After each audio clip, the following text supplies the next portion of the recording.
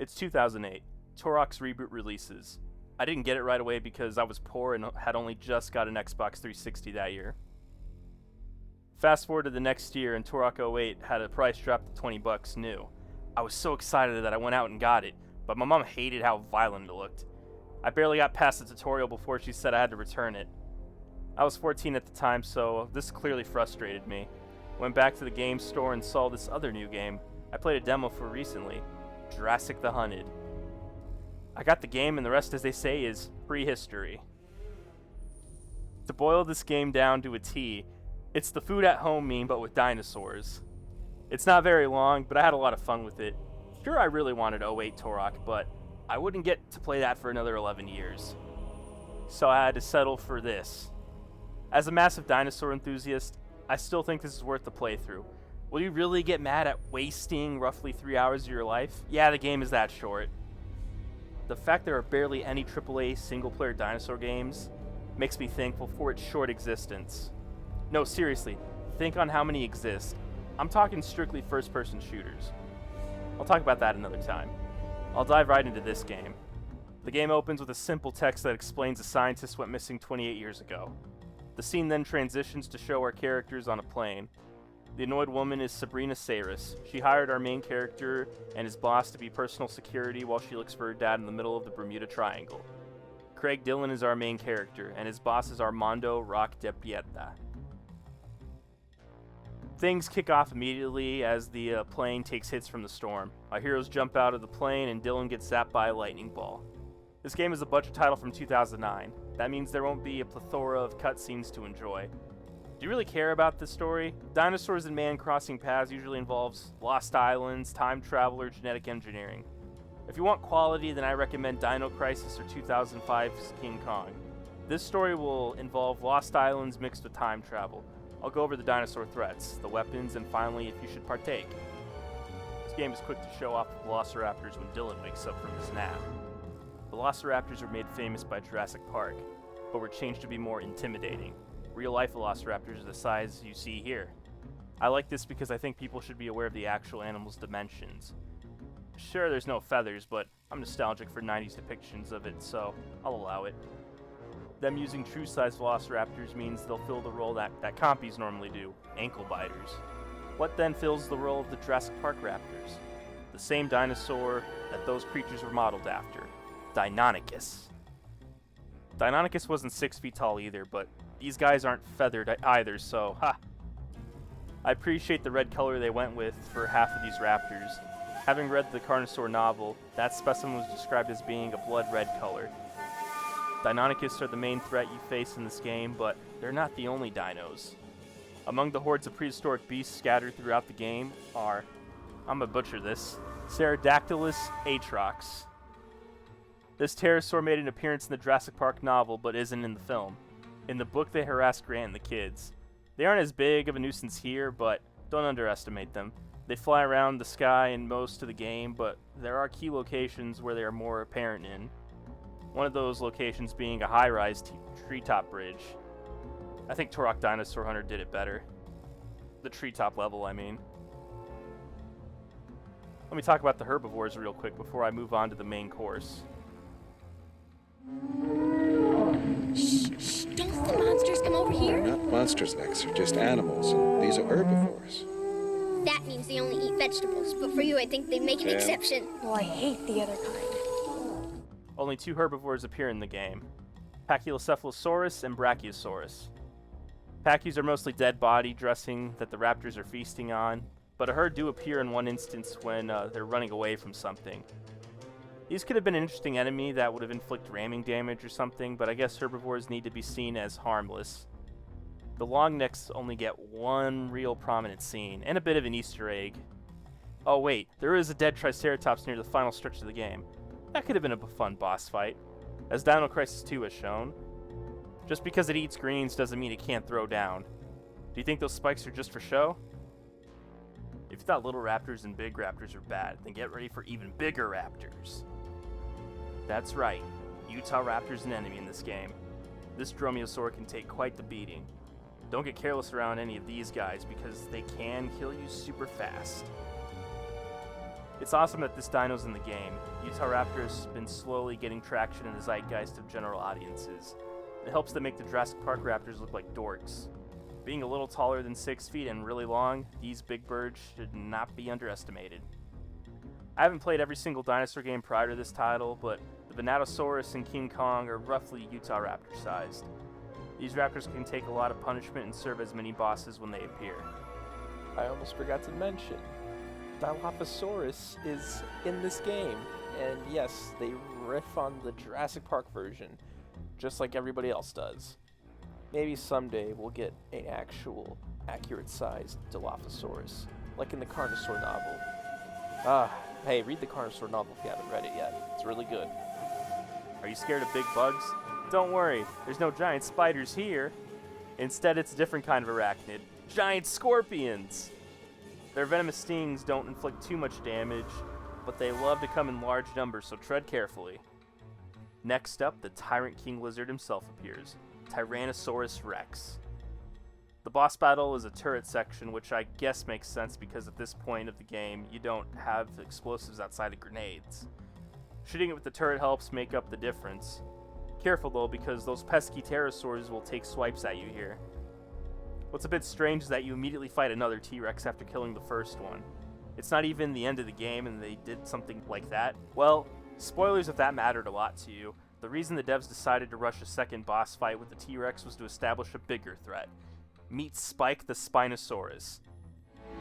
I have a proposition I'd like to discuss with you.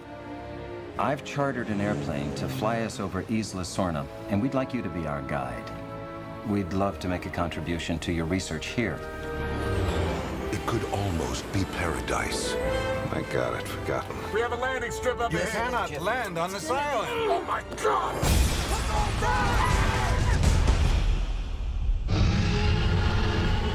But in this forbidden place, where man has tampered with nature, This is how you make dinosaurs? This is how you play God. something unexpected has evolved. They can talk to each other. To a degree we never imagined. On July 18th, You probably won't get off this island alive. it's not just a walk in the park.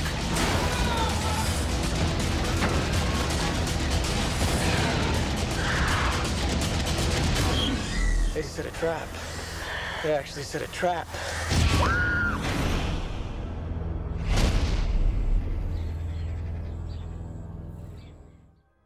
The marketing played up the Spinosaurus as the new biggest threat in the dinosaur kingdom. With more info coming out about Spinosaurus, it's clear they weren't supposed to be the super theropod that Jurassic Park 3 portrayed. It's a running meme that Spinos keep changing based on the whims of paleontologists. Spike takes after the old design, but taken up to 11. You get to fight him on foot and again in the final boss section. I'm sure that many T-Rex fans are still soured by Jurassic Park's handling of the fight. How then does one deal with all these prehistoric beasts? With guns, of course. Any first-person shooter worth their salt is going to give you a decent selection of weapons to fight with. You can't just stroll down the road, you know? Well, don't let's be too hasty. I mean, he's only been gone. I'm going with you.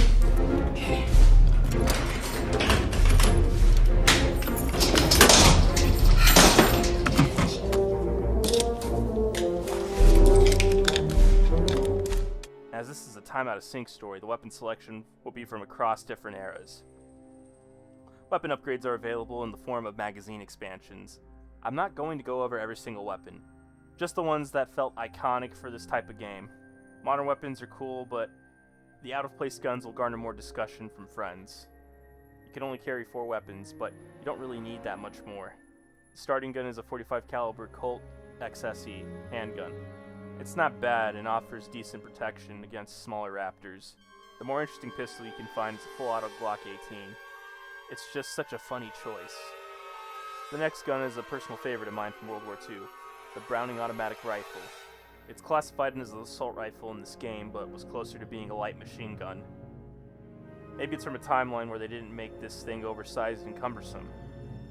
It's really handy for taking down the Deinonychus. As a kid, I had a World War II Marine toy that had a BAR. I would use them against my dinosaur toys. To have this gun felt like a part of my childhood come to life.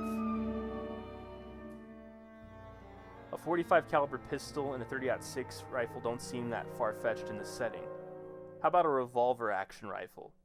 I would have expected a lever action rifle to be front and center of the Frontier era, but no, it's a Colt Model 1855. Apparently these guns were very popular due to design flaws. Thankfully, this video game doesn't focus on that. It's a fun novelty of a weapon. Novelty firearms don't stop at revolver rifles. Even more archaic is this muzzleloader that acts as the game's sniper rifle. Googling this exact model of rifle reveals it's actually newer than the Colt Model 1855. The Whitworth rifle was manufactured in 1857. It's quite powerful, but you'll be sorry if you miss your shot. Reload time is a killer, especially with your enemies will sprint straight towards your face to make you dinner. The adrenaline mode you can activate is what you're going to want to do using this weapon. Last gun I will talk about is the plasma rifle. It's only found on hard mode, but it's really cool. A bit unwieldy since it only has a very limited amount of shots before needing to recharge. The smaller enemies will go down in one shot. Downside to this gun, aside from limited shots, is the fact that it takes up a gun slot, so you're down to 3 other guns. All these machine guns, shotguns, and explosives are cool, but who's the guy behind the camera? Dylan is a dude bro mercenary who is handy with a gun. He's pretty generic as far as main characters go. A big, muscular man who's ex-military. You're not given much backstory about Dylan aside from working with his best friend, ex-Navy SEAL Rock. Google says he's also an ex-Navy SEAL, but the game's dialogue implies he's not. Should have known better than to hook up with a SEAL. Probably thinks lava is a good thing. For as generic as he is, Dylan has a goofy charm to him.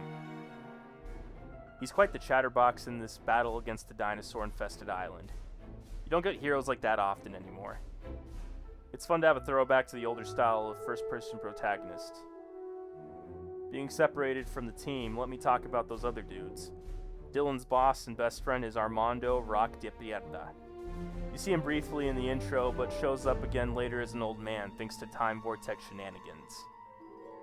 I feel this guy was meant to be a shout-out to 2008 Turok. He's Hispanic, rather than Kiowa like Joseph Turok, but still rocks the mohawk. Since he's really old now, he doesn't join Dylan in the main journey. That would have made a good co-op mode. Oh well. He does get one final moment of awesome at the end of the game. Surviving 30 years of killer dinosaurs is no joke.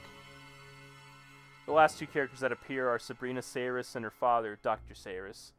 Sabrina's the reason Dylan getting dragged into the plot as she hired Rock's security firm to protect her on the search for her missing father. Not much to say about them aside from Sabrina and Dylan are designated tension. You know what I'm talking about. Dr. Sayris explains the plot of the game. He also said the Mayans are right about the end of the world. It's a good thing his daughter loves him because she went out of her way to search for him at the literal ends of the earth. Bottom line for these characters is that they don't stand out in the grand scheme of things.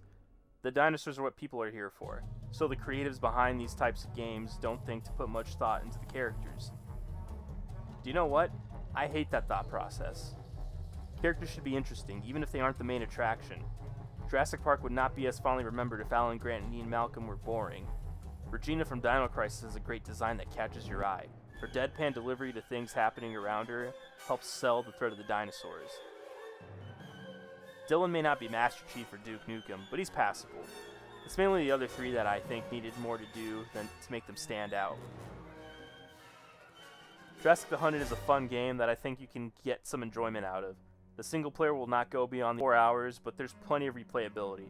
Hard mode offers a new challenge. There's 50 cal machine gun parts you can find hidden throughout the single player game.